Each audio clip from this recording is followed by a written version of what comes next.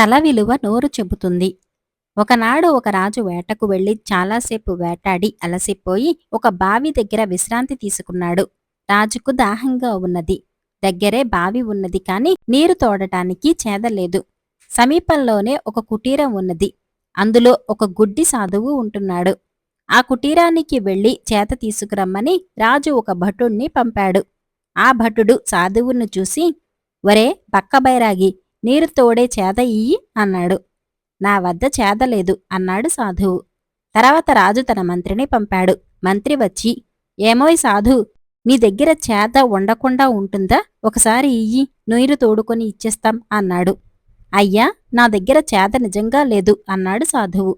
ఈసారి రాజే బయలుదేరి వచ్చి, "స్వామీ, దాహంతో బాధపడుతున్నాను, బావిలో నీరు తోడటానికి చేద ఇవ్వండి" అన్నాడు. "మహారాజా, తమకు మంచినీరే ఇస్తాను, ఒక క్షణం ఆగండి" అంటూ సాధువు లేచాడు.